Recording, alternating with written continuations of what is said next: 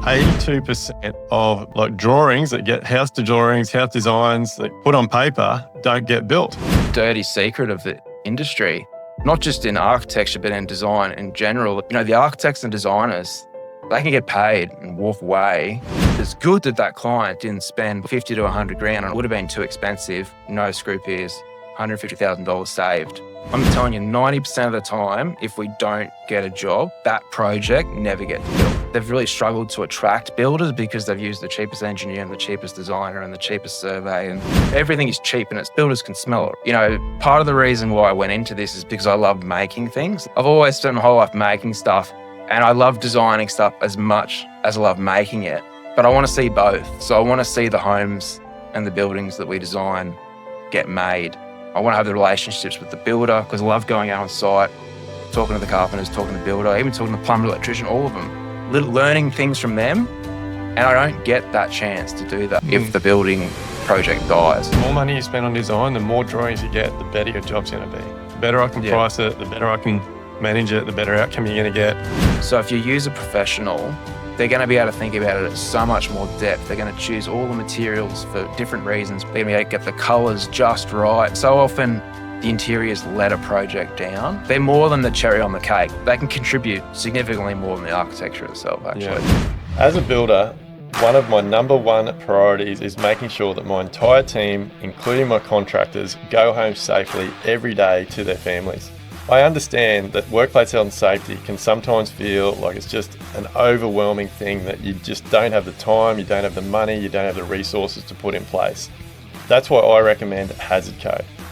HazardCo is a digital platform that allows you to run more profitable projects and stay on top of your workplace health and safety requirements. You see, safety isn't a cost. Chaos will always send you an invoice. An unsafe job site is an unprofitable job site. Using digital platforms to drive safer, more profitable jobs is the way of the future. So get on board with HazardCo. Go to www.hazardco.com and help create a safer job site for your team. From timber frames and trusses to fasteners and sealants, Brett's Online has got the lot. Real trade gear, no weekend warrior stuff. Your own profile page keeps everything neat and tidy. Account details, saved job list, invoices, and all your top ordered products. No more digging through old paperwork or chasing around old invoices to try and see what you've ordered. It's all there, ready to go. As a builder that's run my own construction business for over 20 years, 17 of those years I've been using Brett's because Brett's are always putting their customers first to help us deliver more successful and profitable projects. By using their online portal, it means that myself or my supervisors can order gear at the drop of a hat. No more driving across town to place orders or having to pick up the phone and try and get through to the right rep. It's just done and dusted. On top of this, their next day delivery service is an absolute lifesaver. When you under order on framing, or one of your team forgets to add a zero. Brett's proudly service all of Southeast Queensland and the Wide Bay region right now and are gearing up to roll out across all capital cities very soon. The Brett's way is simple. Less admin, more building, more profitable projects. Brett's Online, built for builders who don't have time to muck around, building better and living better.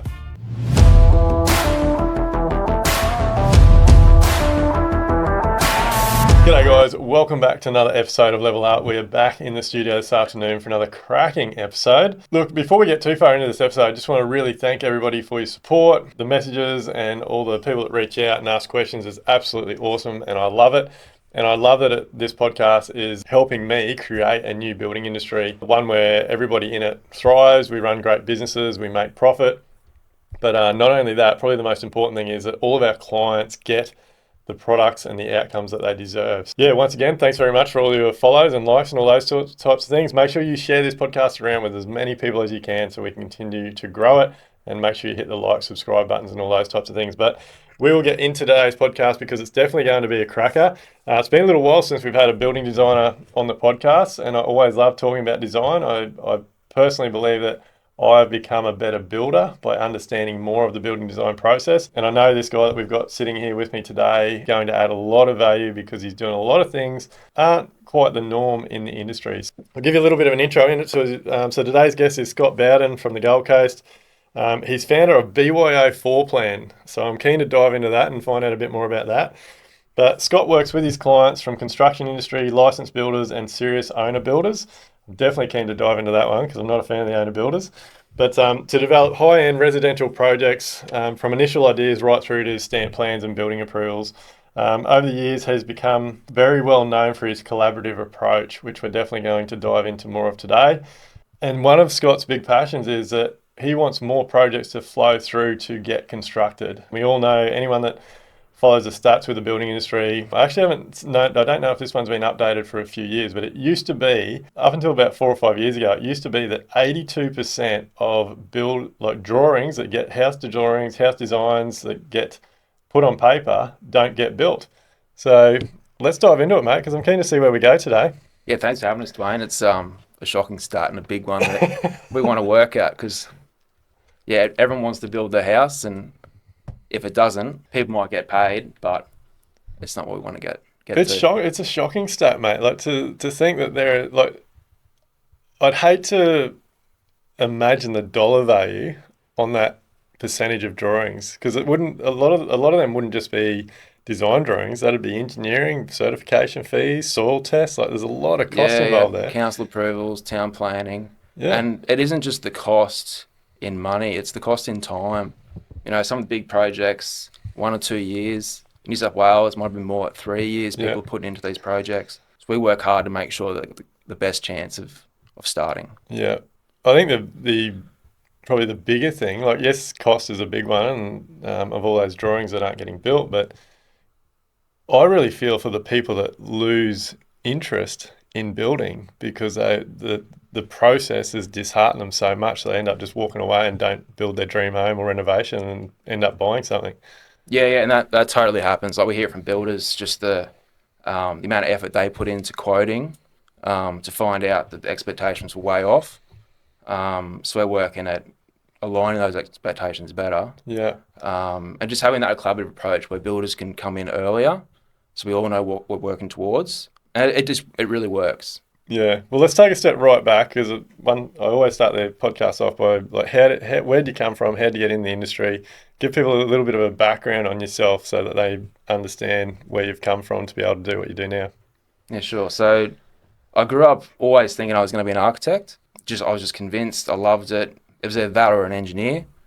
And I worked out that if I wanted to sort of create things from scratch, that architecture was probably the better avenue. And then, grade 12, doing work experience, I was actually horrified at what it was like to work in a big architectural firm, which is different from a small one. And I thought maybe this isn't what I thought.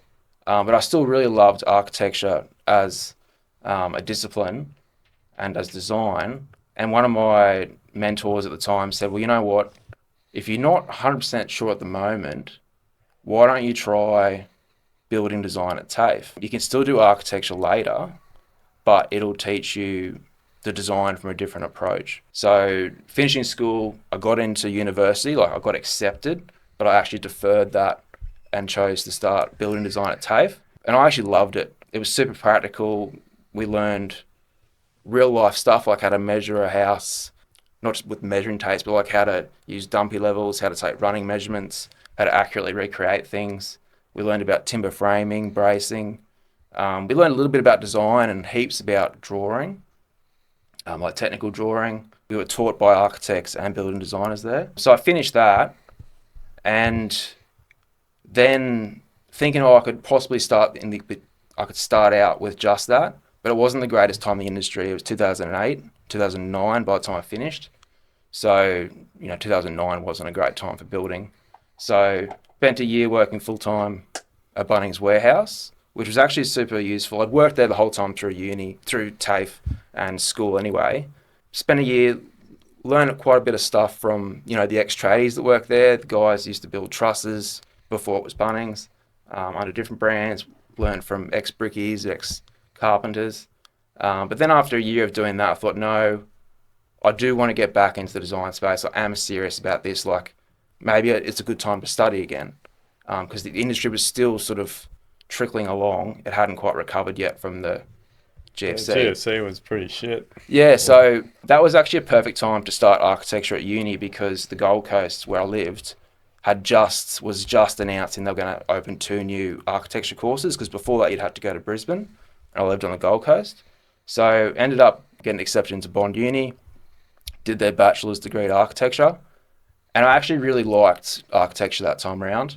There was parts that I clashed with, and I was able to get some paid work experience with a small architectural firm, and I actually really resonated with the smaller structure of the architecture firms versus the big ones. And then, so that started my architectural journey.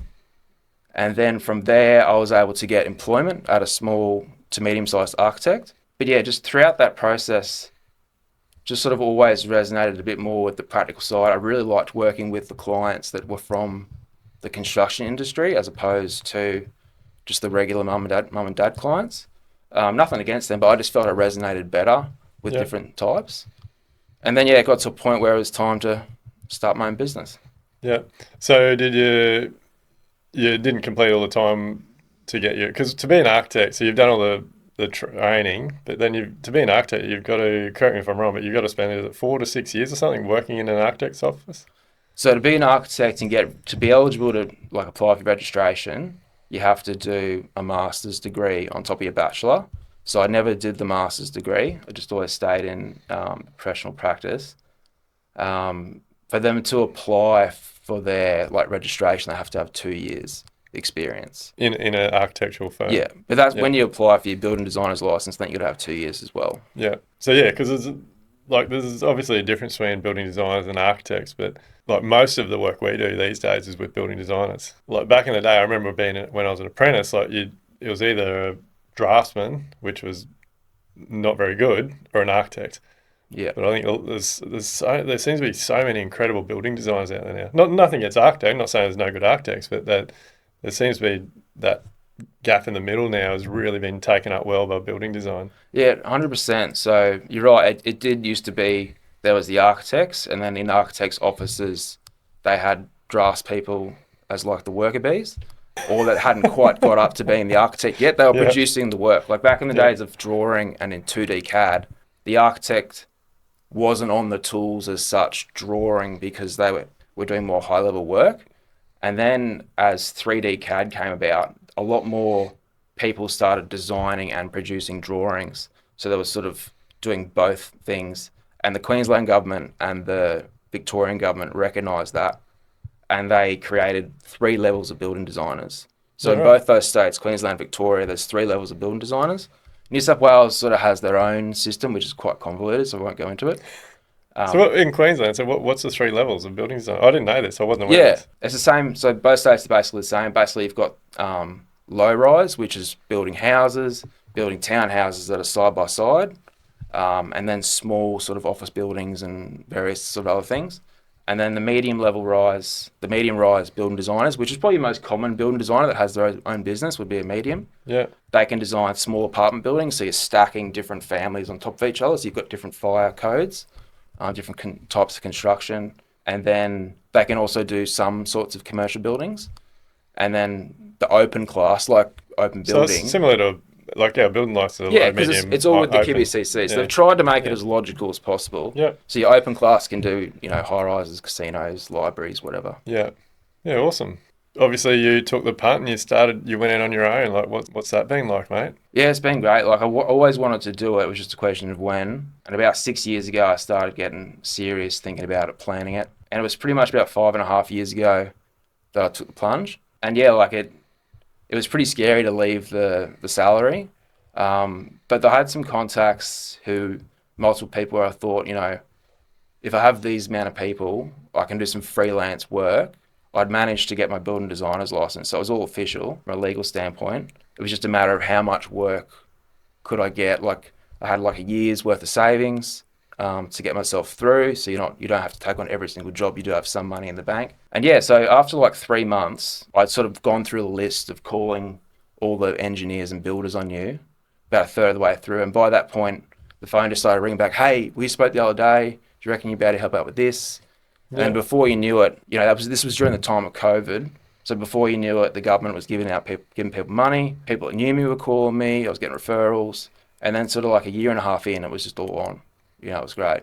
Yeah, it's awesome. So it's inspiring to see, like, so you've been in business 6 years, like you're only a young fella, like it's inspiring for me to see someone that's only been in the industry not a long time putting so much effort into caring about jobs getting built and I guess developing systems and processes around that. I don't know if it's like I thought it'd come in further down through this podcast, but like you've sent me a link only in the last couple of days that I've had to play around with, and you have a service where people can get an estimate on their budget and see if their budget's aligning with what they want to do. Can we dive into that a little bit? Yeah, sure. So this is like hot off the press. Or are we not meant to be talking about this? No, it's working. It's probably like we're trialing it because it does cost us to host the service, but I really believe in it, so I want to give it a red hot crack. So essentially, about 2.5 years ago, it was Christmas holidays, and I came across this online tool called Before You Build. I just found it on Facebook, and they were claiming that you could get a quote or like an estimate before even having a design. And, you know, at the time, the way you would figure out how much a design was going to cost before you had started designing. So, for example, when you meet a client, you're trying to get a figure of how much it's going to cost. You'd use square meter rates. And you might say it's X amount across the whole house, or you could try and get really cute and have an Excel spreadsheet and say, oh, the living area is this much, the bathrooms are this much, the kitchen's this much, the garage is this much, and the deck's that much. And you try and be like super precise, but at the end of the day, you're just plucking numbers out of thin air. Yeah. So I was like, well, I've got to give this thing a go. Like how bad could it be? And it actually turned out to be amazing. So I started putting in all my current projects into Before You Build. And that's the back end of this system we now have on our website. And essentially, you're not telling it how big the house is, you're telling it what the house includes. So you're saying we've got a master bedroom, we've got an ensuite, we've got a walk-in robe, we've got this many other bedrooms, we've got fireplace, we've got this many skylights. And essentially you're creating like a shopping list of what the house is made from the homeowner's perspective. Yeah. So it really is dialed back to be super simple for the homeowner or the client, for example. And then, you know, to get it more accurate, each of those rooms has like small, medium, and large. And then if it's a bathroom, it's like, is it a budget, mid-range, luxury, or architectural? Yeah. And then there's like, essentially, it's the way I describe it to clients, it's essentially like getting an online quote for your home insurance. You know, it takes you like 5 or 10 minutes. You fill out a bunch of data points, you hit go, enter, and you get this readout with a whole bunch of individual line items and then a bottom line. And basically all the individual line items kind of average out because it is just sort of guessing. But the number you get at the bottom, we've found to be usually within 10%. Yeah, no. What did you find? Yeah, look, I only did it once, but I was quite surprised at the final number that it spat out. And even with all my experience, like I thought it was doable. Like there's no reason I couldn't build what I put in for what it come back. Yeah. The one thing I was a little bit surprised, like there was no questions around like roof type or facade or any of that type of stuff, which obviously can change the cost dramatically. Yeah. But I guess that just comes down to the conversations that you're having with potential clients once they've possibly filled that out and filtered their way through to you. Yeah, so exactly. So, you know, we have the back end system where I can do unlimited iterations of the project in the software. So what I'll tend to do is I'll do multiple iterations of it. And there is like a master level input at the front, which is budget, mid-range, luxury, architectural. So what the best way to do it for us is we'll generate 3. Have all the rooms the same, all like, you know, timber floorboards, carpet, all that's the same.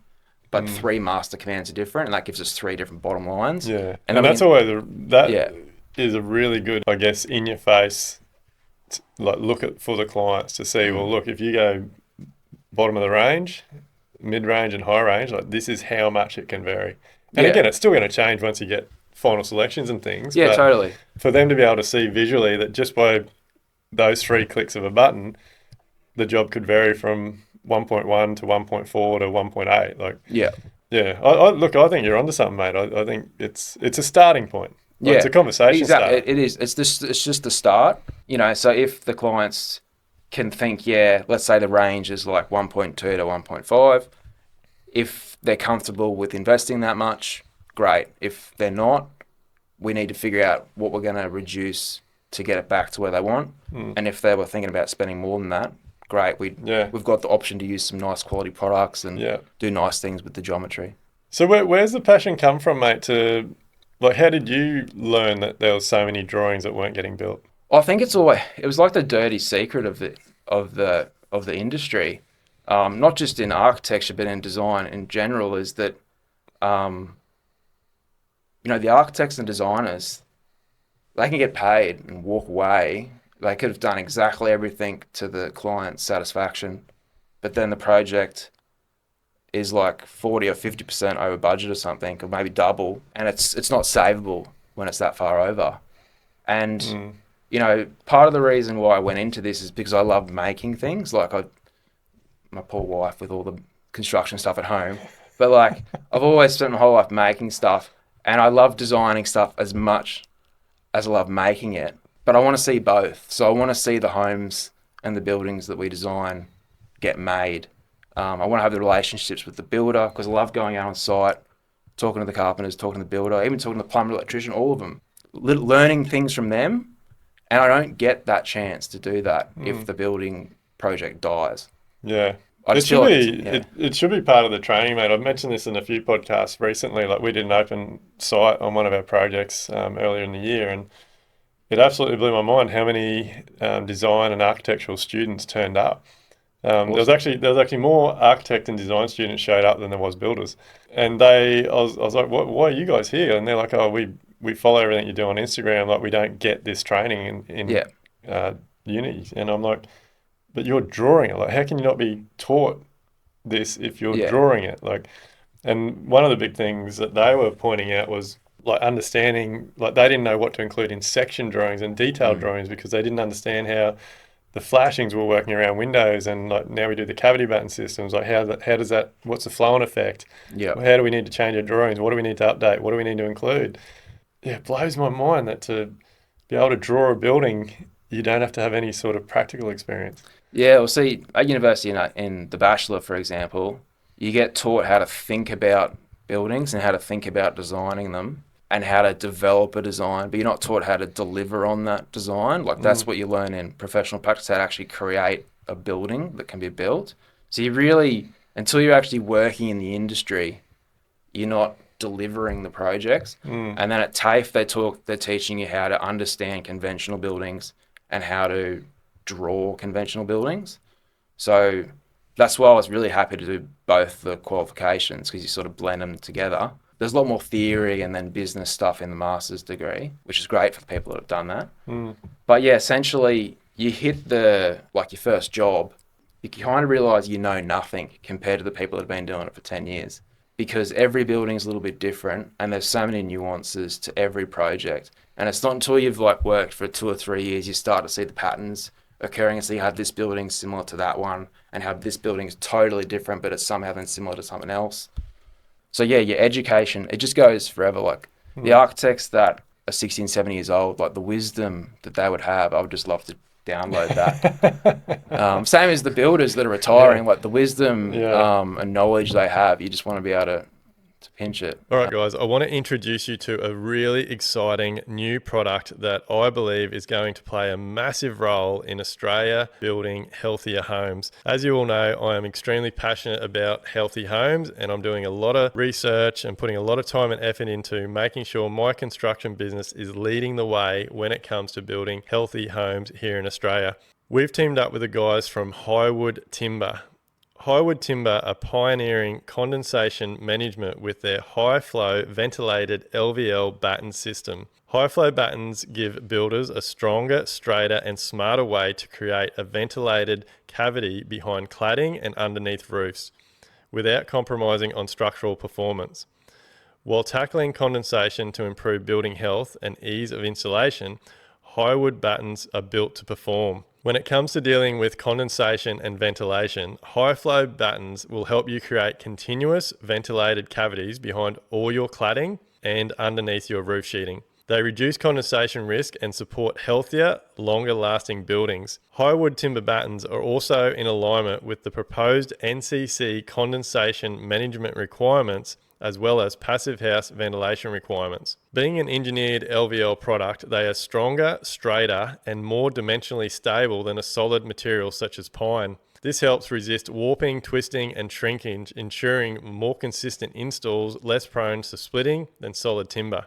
Hywood Timber battens are precisely manufactured, meaning that your installation will be faster and easier than other products on the market. The part that I like the most about these battens are they are H3 treated for long-term protection against decay and termites. They use a waterborne H3 treatment which reduces reactivity with membranes and adhesives when compared to LOSP. These are the exact battens that you want to be using on your homes and your builds if you are considering building healthier homes or passive homes. Check them out, Hywood Timber products. We need to somehow be getting more of, like, I don't know, like whether we need to be holding seminars where some of these older people in the industry come and speak and like, I guess do, whether it's doing drawings or discussing what they've learned over the years. But I feel there's a massive problem in the industry at the moment where that old school knowledge across the board, doesn't matter whether it's design, whether it's building, whether it's plumbing, electrical, bricklaying, like plastering, like there's just so many old little tricks that we need to know that are just getting lost. Yeah, totally. And, you know, I love it when I meet someone that's a senior that's from the building or the architectural design industry, because I'll just pick their brains. Because it's a huge generation that, as everyone knows, that the generation that's exiting the workforce. You know, I was lucky enough to work for someone, wasn't quite at that age, but they gave me lots of little masterclasses, like my proper architecture boss, where I worked for 7 years. Just so much valuable information. And then his associates learning from them. Yeah, it's just, you're constantly learning in our industry. Like, you never feel like you know everything, because as soon as you do, the building codes will change or whatever. But it keeps you on your toes, and it keeps it exciting, I guess. So if someone, and you can say your client gets in contact with you, like what's the process that you take them through to, that you believe works to get their building built? Yeah, sure. So starts off, most people inquire through the website, or if they send me a text, I'll direct them to a survey. The website takes you through the survey. So essentially there's about 12 or 15 questions there, which helps me understand what's important to them. A few key things like the property address and how much they're hopefully looking to spend. And then with that data, I'll have a look at that. And then I'll usually call everyone, even if I don't think it's going to be go. If it's a really not a good fit, I'll just recommend them a couple of people. But I usually try and call everyone else and just have a good 15, 20-minute chat. And if I feel like we're resonating and the project's going to have legs, the first official step is to have a consultation either at the site or where they're currently living. And that's usually like a 1.5 hour chat. And it's just learning about what's important to them. Towards the end of that, I'll explain the services that we offer that are relevant to them and give them a quote. So that's a paid service. So I believe in what you're saying about the builders respecting their time as well, because for us to do that for free, we can't really make it a priority. Whereas if we can get a little bit of money for it, we know they're invested, we're invested. If we say 3 p.m, we're there at 3 p.m. Yeah. You know, that sort of thing. We'll research their property first. I'll spend way more time preparing for that consultation and after that consultation than what we charge. Yeah. But it's an commitment. alignment of commitment. Yeah. So yeah, and then after that, we usually design two concepts. So I don't know how much you want to talk about our service, but essentially it's as much as you're willing to give away, mate. Yeah, so I guess like the people might wonder, your audience might wonder, why is it called BYO Floor Plan? So it could be like bring your own floor plan, or it could be build your own floor plan. But a lot of the people, they do have some ideas in mind. And these days we're more about is building your own floor plan. Whether you're a builder hoping to get the client's floor plan built, or you want to do it for yourself, you want to build your own dream. So our two concept options that we do, the first one is a professional development of what you've shared with us. So if you're pretty smitten with it, that's awesome. We will review that. We will really do a deep dive into why you've drawn everything the way it is, and then we'll professionally present it with all the bits you probably couldn't do by hand or whatever. We'll optimize the window placements and cabinetry and stuff. And then the second one is, some people are nervous about us providing the second one, but we really do recommend it. And what it is we totally step back from the floor plan you've provided. We look at all of our notes from the consultation.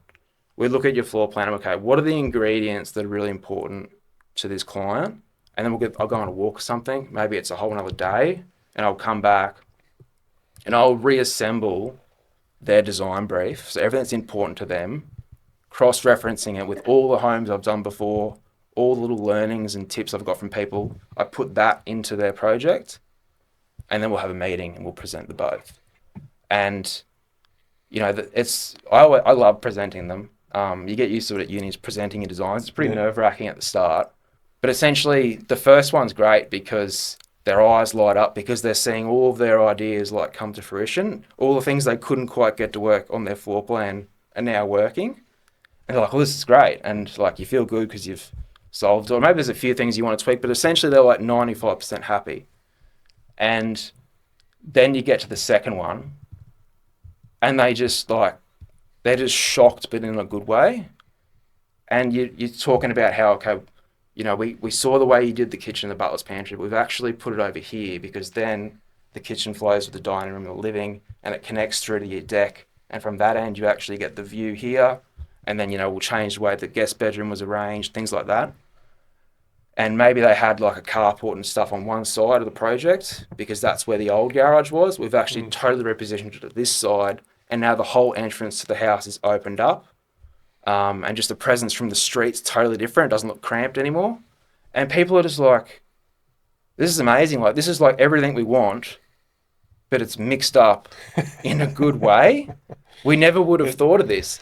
And it's an amazing exercise to do because again, back in the day when we had a shit process and we were tendering jobs and we just, whatever we got given, we just built. But now we do the pack process. I'm heavily involved in the design process, go to meetings and things, seeing how good architects, designers work and do those two sorts of concepts.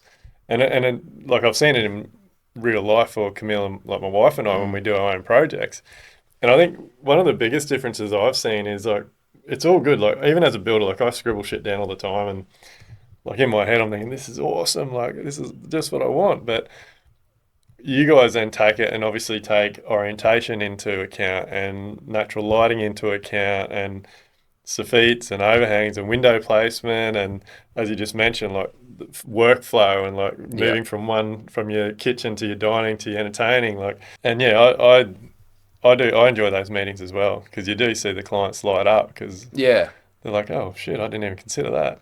Yeah, and like it's totally not about trying to prove that like we're better than them or anything. It's about just trying to get the best version of their ideas.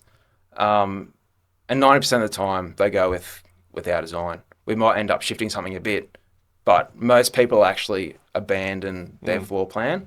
And I think sometimes for them it's hard to do it because they were really happy with it. And the one that we developed in its own right was totally fine. It's just that because we were able to take the best ingredients and reassemble it with fresh eyes professionally, they're just like, what, we've paid Scott to do this.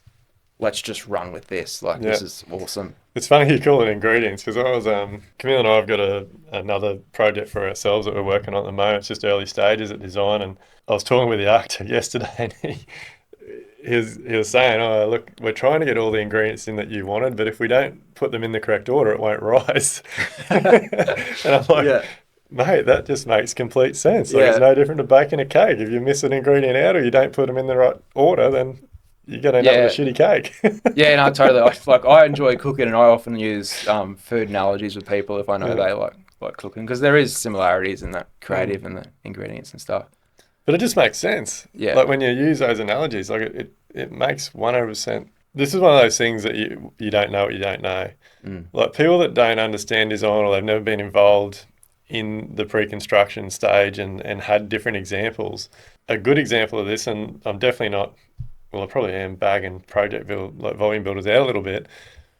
Like you walk in, and I have not done this for a very long time, but like you walk into a display village and like you walk in the house and like so many times there's just these little narrow hallways and it's very dark. There's not a lot of natural light coming in and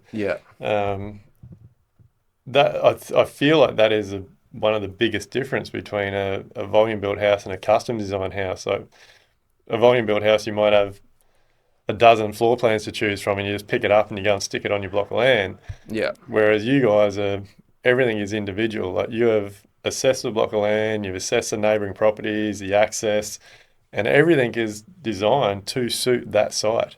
Yeah, like totally. The example I use, it's not a food analogy, but the example I use with clients when we're talking about the floor plan is we're not playing a game of Tetris where it's like, how can we fit the walk-in robe in with the ensuite and in with the bedroom? It's not about that at all. Like, if you're trying to optimize for the most simple foundation layout in the world, it kind of can be. But generally speaking, it's about trying to optimize for all those other things you talked about, like the orientation, the aspect, the views, and the flow between rooms and the experiences that you get. And that's the high level thinking. You're also thinking in 3D as well. How is this going to work? What are the ceiling lines doing? Is the roof consistent? Or are we actually changing the building geometry at this point? So yeah, there is way more that we take in. And, you know, when we're doing that preliminary research in the early design phase with the property, like, we don't just go there and walk around and think this is great, take a couple of photos. Like, we're actually looking, okay, where's the neighbours' utilities that don't look great? Where's their clothesline? Where are their windows that are going to be an issue about, like, at night time when they look across? We don't want to have to always shut a curtain. We want our windows to be, like, in different spots. So we'll actually get the surveyors to survey the neighbouring windows on the second story. If the project has views, we'll get them to survey roof lines and stuff so we know where our balcony needs to be so that we can see around their building and down the canal, things like that. One project we did, it was all about the view from Palm Beach back at Burleigh Headland, which is the south end of the Gold Coast, looking at one of the beautiful national parks. And that house now, from the mezzanine level, there's this panoramic window that just perfectly frames that national park. And it's just like when the carpenters and builders and tilers arrange a shower niche. It doesn't all just come together magically. Like, there's a lot of effort and time and like chit chat to make sure all that lines up in the shower. That's what it's like with getting the view lines and the aspect and natural light together. And we love it when people are prepared to invest in design service so we can do that. Yeah, it's unreal. And so how are you handling the project spend side of things? Like, are you heavily involved with builders? Like, are you getting feedback on the cost of construction, and at what point are you getting involved with builders? Okay, so we sort of have three project formats that we do. We'll start with the simple one where a regular client comes to us and says, I want to design a house. I want to build a house. They don't have a builder. So what would you call a regular client? Maybe they're a carpenter, or maybe they're a small business owner and they want to build themselves like a $1.5 to $4 million home, or maybe they want to do a substantial renovation to their home. So at that point, we'll do design work maybe like up to a third of the design process. So there's still plenty left. And then we'll be at the point, okay, we've done our before you build like feasibility estimate. Now what we can do is we can either pay for a quantity surveyor, not a building estimator, a quantity surveyor to do like a preliminary estimate. Someone like Before You Plan, Price Plan, sorry. Yeah. Someone like that. I've reached out to him, and we can pay for that, or we can bring on a builder from our network to try and work with us to figure out what is a budget for this project. Not how much does the design cost, but what is an amount of money, what's a range that we should try and work towards. So we've got builders that we can draw on for that. And then if they mesh with that builder, we try and keep them on. There's a lot of clients and people that think, why don't we just finish the design to 100% or 3/4 and then just go and get quotes? And that's it kind of is a recipe for disaster if you've totally operated in a bubble. That can work if you're paying your quantity surveyor along the way for expert guidance. But if you are totally operating in a bubble, you're not really sure of market conditions. You're not sure about the practical things. Like, if it's a big job, where's the crane going to park? What sort of retaining walls do we have to build? How much, like if it's rural, what sort of utilities do we have to set up? Is the driveway going to cost us $100,000? I think that's the part that a lot of people overlook. Yeah, Like having a builder involved adds a whole other level of expertise that like efficiencies, site access, like yeah, as you pointed out, services, like yeah, because some of that stuff, if you haven't thought about that during the design, not only can it cost a shitload of money that you may not have been aware of, but mm, like back in the day when we were tendering, like there was lots of times where literally within the first month on site, the design would have to change yeah, because someone hadn't thought about a build over sewer yeah, or an outdoor entertaining area and where the manhole was, like all these things because no one had gone to site and like we've got a checklist that we go to yeah, site yeah, and we work through and we then pass on that information to the building designers and yeah, let them know what we found when we've done our investigation so that can be worked on site. yeah. And like, as scary as it is, sometimes you actually find out early that you totally need to change your plan of attack. Like, there was a Mm. project that we went to quote recently. I know that it was a repeat client, and he actually wanted to do a meeting where it was him, myself, and a builder all day one before anyone's like commissioned on the job. And he had really challenging site, like it was super steep. The street was this tiny little like loop road off a hilly street. Like it wasn't even like a proper street. It was kind of like the sort of thing A kids are. laneway, You yeah, kind of thing kids are playing because there's no cars driving through there. There's only like three houses on it, yeah. and there was overhead power lines, and there was a bush. There was a bushfire threat, and there was a stormwater going down there, and a sewer going across here. It was like hectic. Like it was a shocker, but the views were going to be amazing. So it's like worthwhile investigating. And having the builder there, we were able to have so many like fundamental practical conversations.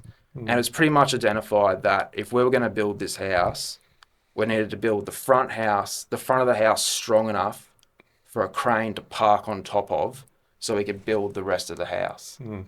And in the end, that was probably a big part of why the client didn't go ahead with that whole project. Mm. Um, and it's a bit sad that project didn't go ahead, but it's good that that client didn't spend like 50 to 100 grand on all the things that would have been included to design this full-on custom luxury house that would have been too expensive or Mm. impossible to build because there's nowhere to park the crane. There's Yeah, nowhere for a delivery truck to charge yeah, to drop off their stuff. So it's amazingly valuable, the stuff that builders can contribute to the start of the design process too. yeah. I actually had a preliminary meeting this morning with a project that the client wants to do a big refurb on a house and it's down the end of a laneway.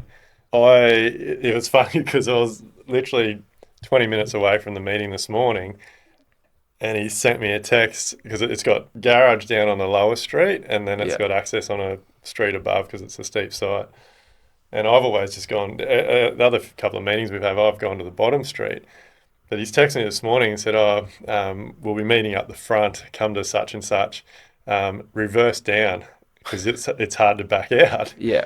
And so I've got there like it was still dark this morning at 6:30, and back down. And like as I'm backing down, I'm thinking, "How are we going to get deliveries here?" Like, well, I haven't even got the job yet. The design's not even done. But and so that was a big part of our conversation this morning. Like, and the works they want to do to this refurb will involve a crane and Mm.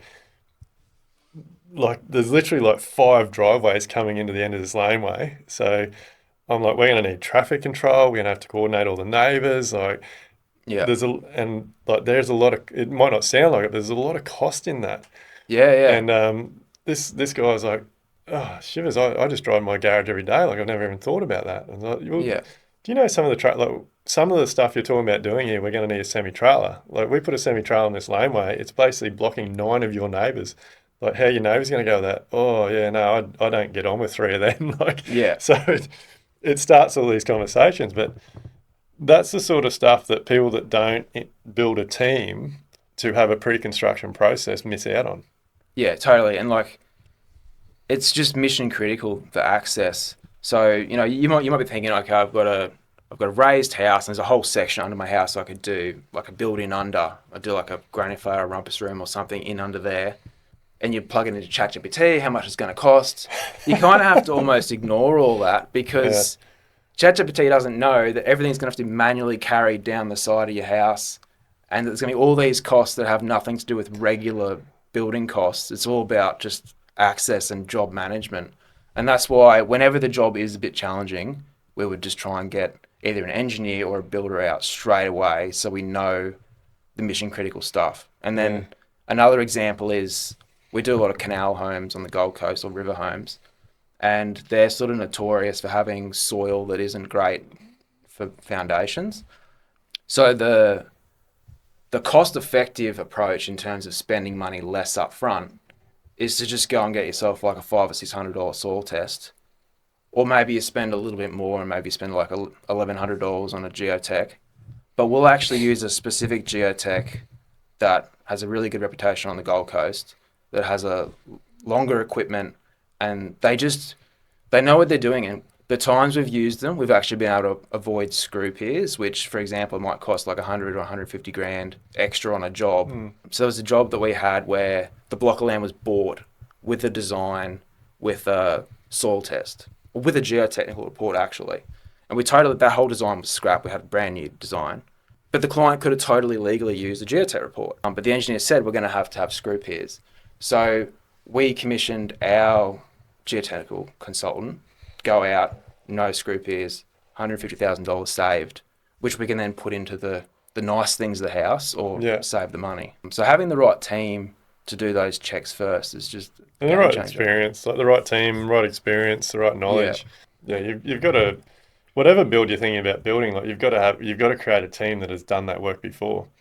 Or got some form of experience in doing that work. Like it blows my mind. Like you see some, and we've had this in just in the last couple of years. Like we've big cross-laminated timber, like CLT home, that we've spent years working with the clients to develop it and to price it and to get it to a point where everything was ready to go, but they were just too anxious to get it started, and we were going to be another 3 or 4 months before it fit into our schedule.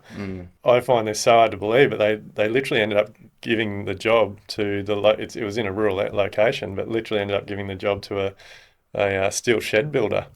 Oh, to build the new alternative construction method. Yeah.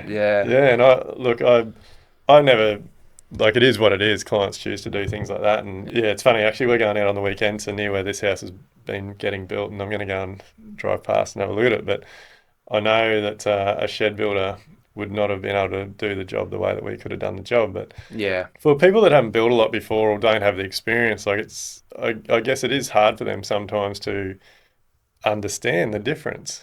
Like, because a lot of people just think building's building. Or design's design. Like, it's... Well, like, going back to the food analogy, one I sometimes use is you can go to the supermarket and buy yourself a frozen lasagna for like $12, feed the whole family, maybe even add a side salad and crack a glass of Shiraz, and you got yourself a meal, right? Or you can spend a bit more and you get like a $22 lasagna or whatever, and it's like noticeably different. But like it's still nothing compared to going to your mum's house and she makes you like a cracking lasagna, homemade, and it's like that thick, and there's so much cheese in there, and it's the good cheese, and like the nice meat, and like the tomato sauce has been like simmering for like 4 hours. Like you can't get that for $12 at the supermarket. I like it. And that's what custom building is. It's not a lasagna. It's the love, it's the time, it's the craftsmanship. Well, it almost is. Like a custom built home is a lot more layers than a volume home. Like... Yeah, exactly. Mate, I love your passion. I think it's even more, I don't know, it's more exciting how young you are. So you reached, like, we've never met until today. Like, you reached out, I think, to me on Instagram because you listened to the podcast. And I think when I first messaged you back and said, oh, well, you're passionate, why don't you come on the podcast and have a talk to you? And I think you said to me, I don't think I got, like, what am I going to offer? Like, I don't know if I'll add value. I think you're adding heaps of value. And I think if you keep doing what you're doing, it's you're going to have a long and healthy career in the industry. Like, the industry needs passionate people, and it also needs people that are, I guess, open to doing things different ways and open to reflecting on how things have been done in the past and what hasn't worked and how can we do that better. And well, from what I see, you're definitely doing a good job of that. Yeah, thanks. Like I've been lucky enough to have a lot of amazing teachers and mentors. I didn't start my business until I had 7 years of professional experience at the architect's office.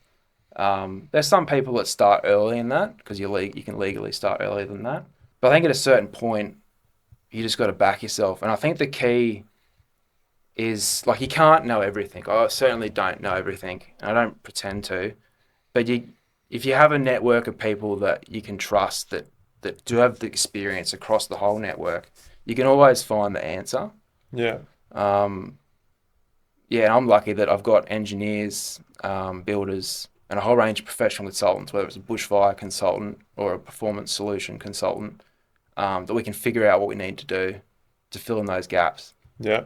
So what's your specialty, mate? Like on your Instagram, like you do some pretty cool stuff. Like, have you got one that you sort of like prefer more? Like, I guess like my preference, like if I could just invent a client, they'd be building like a suspended slab home, whether it's on the river or the water or in the hinterland. I love doing both, which is why. what do you think it is about concrete? Like everyone's doing off form and suspended concrete. Yeah. I think it's just like it's just a feeling underfoot, just how sturdy and stable it is. So much work goes into the preparation, and you're building something that's just going to last essentially for forever, or that part of the building will last for forever. And there's a lot more technical work that goes into it. We do a lot more coordination with the engineer. You've got all the different layers of building up the walls with the battens and everything. Like we're doing one at the moment that's using Dincel, which is like the PVC permanent formwork. And we're using Dincel for the basement and the main level. And there's 3 concrete slabs. That's a huge job. That's keeping us busy. But yeah, there's just really a lot you can put into it, and you're sort of drawing on the experience and, designing apartments in the past, all the bits about timber frame homes as well, because you're still using timber frame. But yeah, just the quality of build you get, just how stable it is, it's amazing. No one ever, it's always like a big expense. Like you see the quote and you're like, oh, that's how much extra it is to do a suspended slab versus lightweight. But then when the clients walk out there on it in the construction site and they stamp their feet, they're like, yeah, this is the right call. Yeah. Yeah. Obviously you can get a lot bigger openings and cantilevers. Yeah, exactly. Things, but yeah.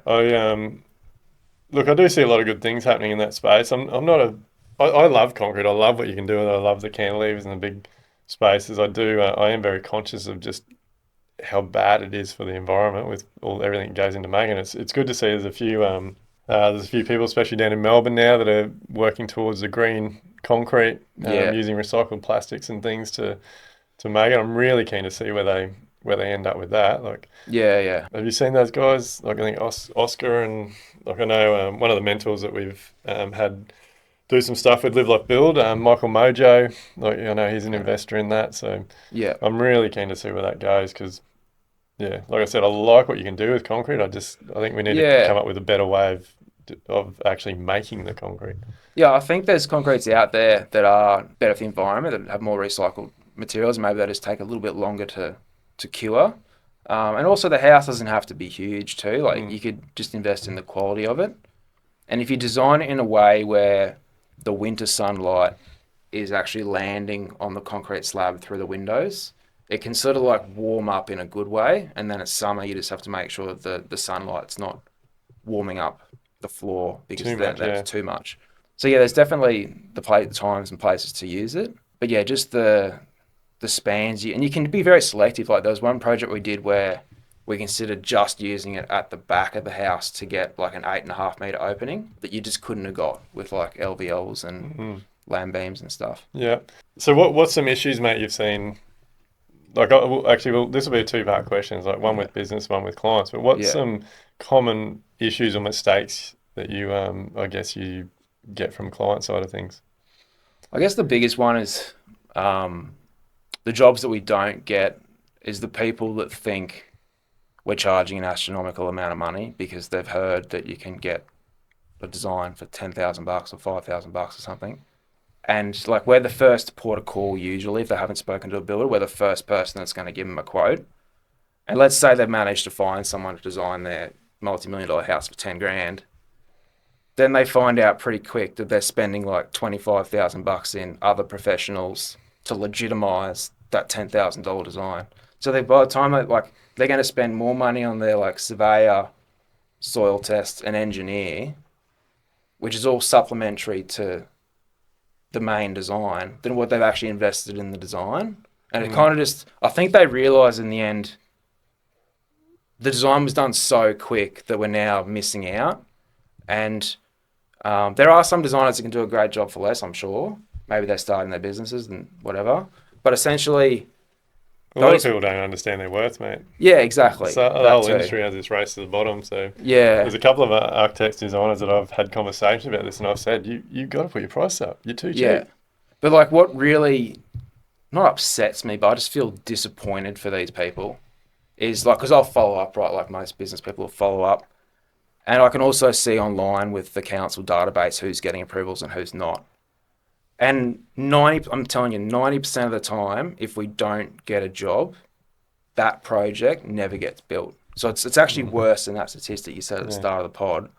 And it's just like, they were really nice people. I really could have helped them. And pretty much, if someone's actually finished a whole design project, hardly anybody will ever start again because it's just too emotionally draining. Like they might have invested a year to get the design right, and then maybe half a year to try and like grapple with trying to find other builders that are cheaper, but no one can get it to what they want. And they've really struggled to attract builders because they've used the cheapest engineer and the cheapest designer and the cheapest survey, and like everything is cheap, and it's sort of like builders can smell it, right? It just puts off a bad vibe. Those people are never going to adjust the project. They're just going to take the capital gain on the block of land and sell it and move on. And I just think that's disappointing. So for us, it's doing everything we can to try and show the value we can bring and just hope they're keen to take the plunge. Yeah. One of the designers we use a lot, I would call him a mate. Like I say to him all the time, like your drawings are the best one of the best we work with. And I try and I give him advice about doing do posts about it because clients don't know what they should be getting in a good set of drawings. This is my personal opinion, but I actually believe that most builders don't understand what a good set of drawings should look like. Like you should not be building a house off 5 to 10 pages. Yeah. Like a good set of drawings, like number one, it gives everybody clarity. Number two, it allows the builder to price it correctly. But I think number three, it takes out all the assumptions. Most of the jobs that we're building, like there's anywhere from,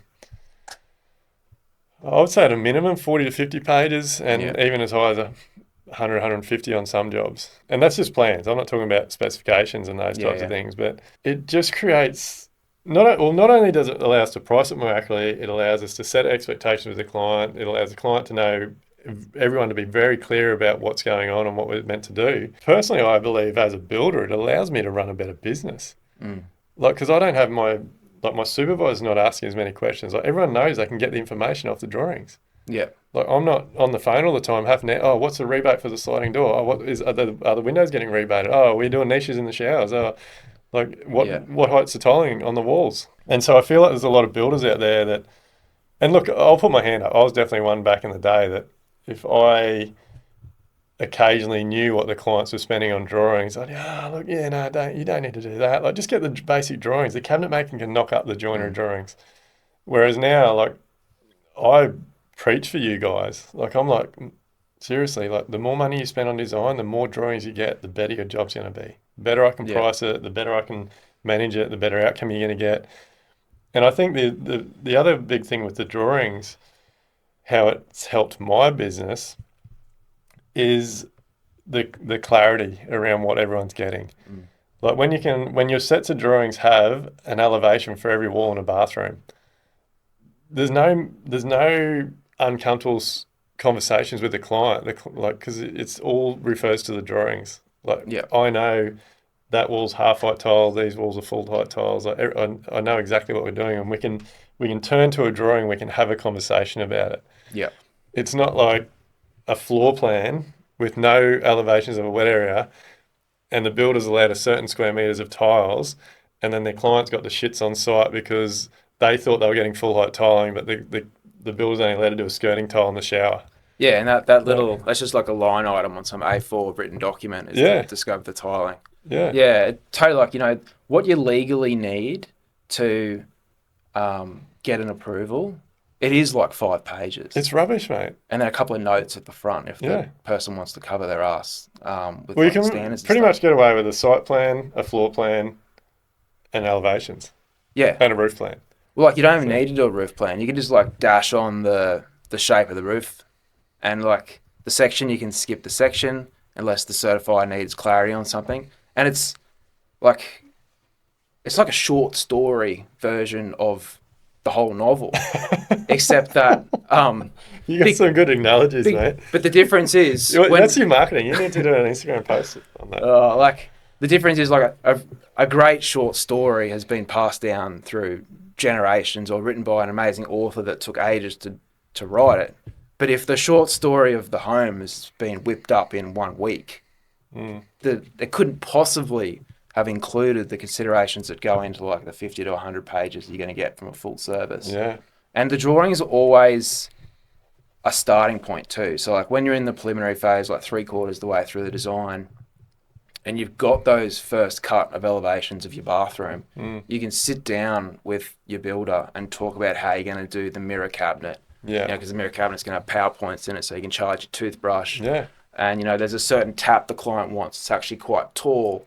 So the mirror cabinet needs to be up at a height that when you flick the handle, it doesn't smash into the glass. All these things need to be like thought about. And mate, I know there'll be clients and builders and tradies listening to this that go, "Oh, we just sort all that out on site." Yeah. I'm telling you now, if you're running a business that sorts that shit out on site, you are losing money. Yeah. There's always people that they've winged it and they kind of fluked it, or everything's just fallen into place for them. But generally speaking, things happen. People are late. Someone didn't see an email or whatever. Someone's sick. And when life happens, you need like a record, and that's what your full set of plans is. It's your record, it's your Bible.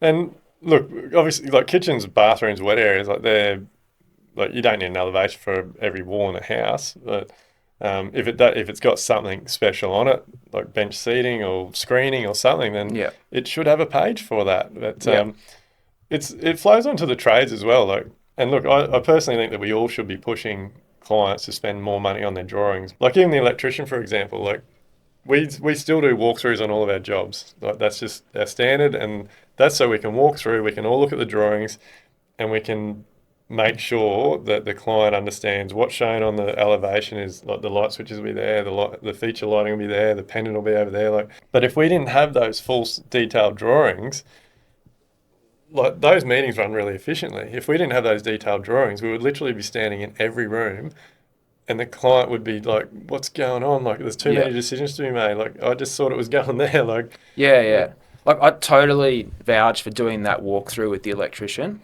but I also vouch for having a full-on electrical plan. Because when you're just doing the walk, like let's say you've taken the cheaper approach of just getting the bare bones done for cheaper, and then maybe you're just taking like a floor plan in that you can use red pen and mark up your PowerPoints.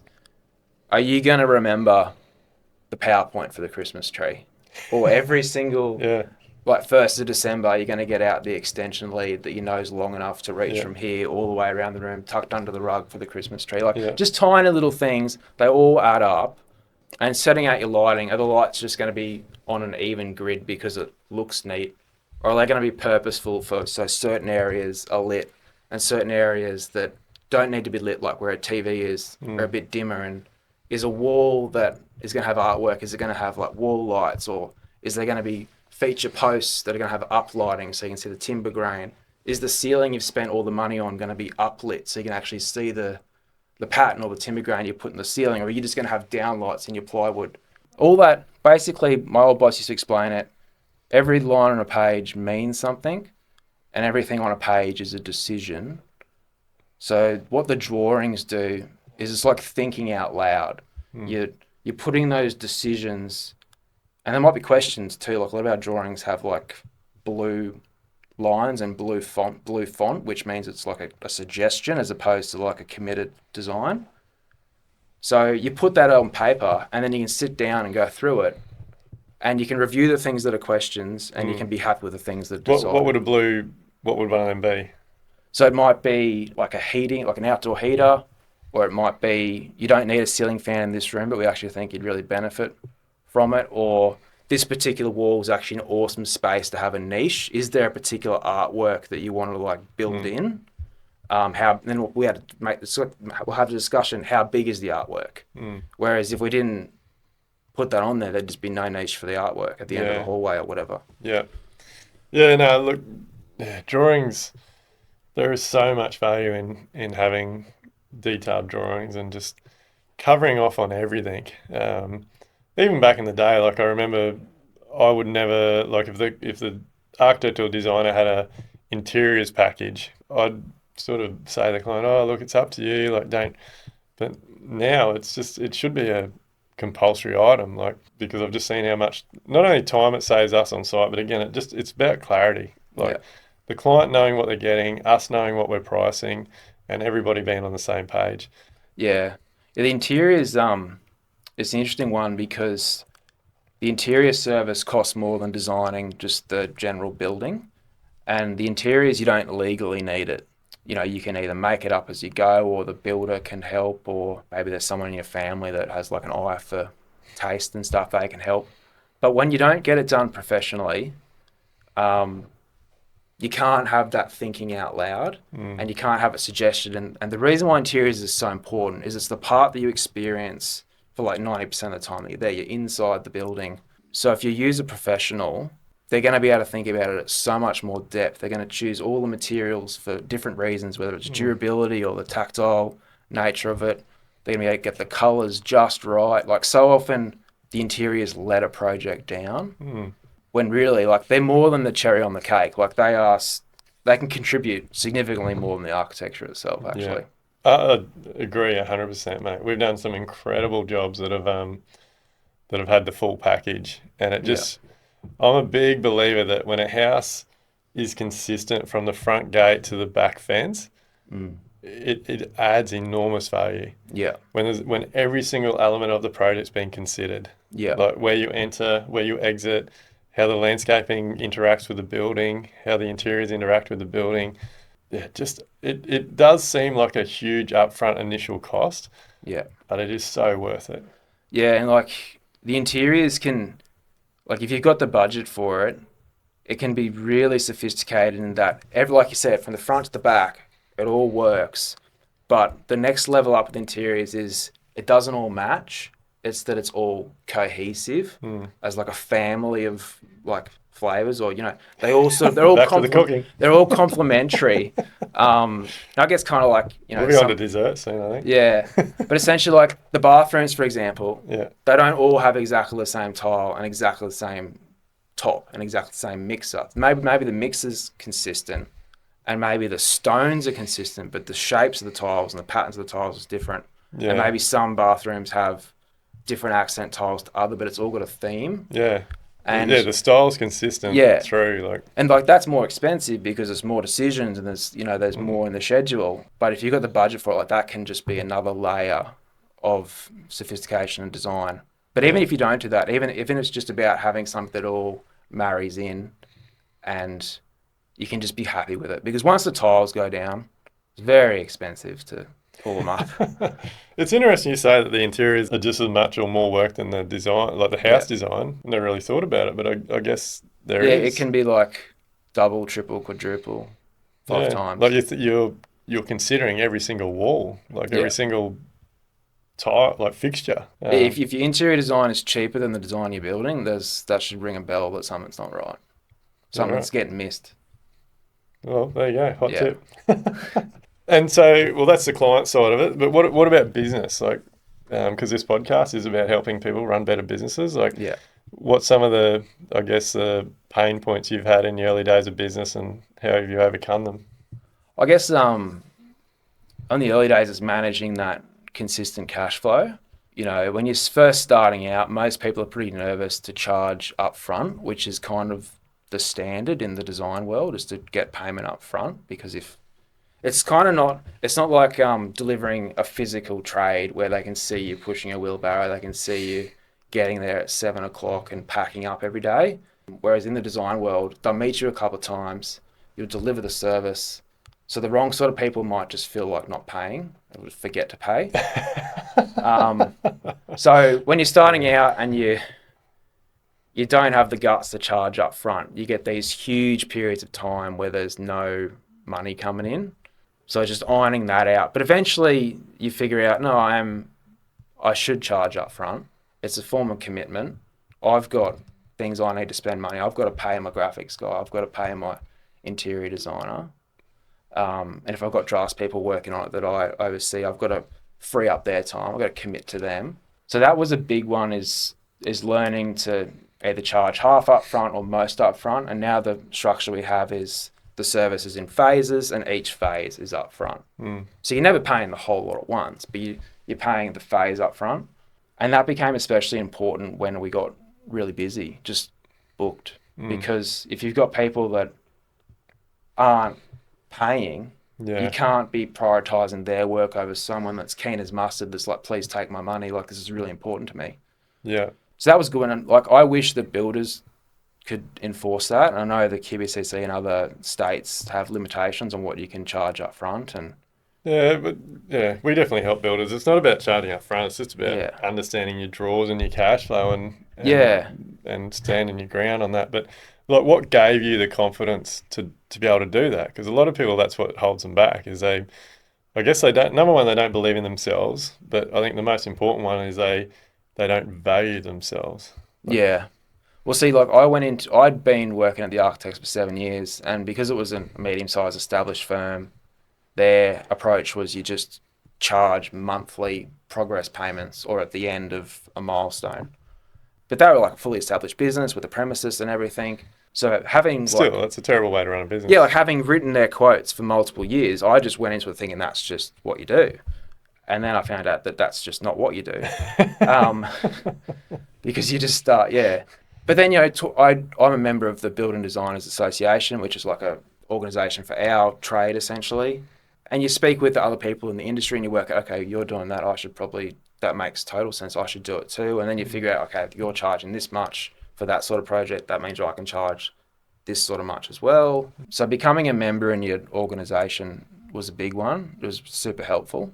Yeah.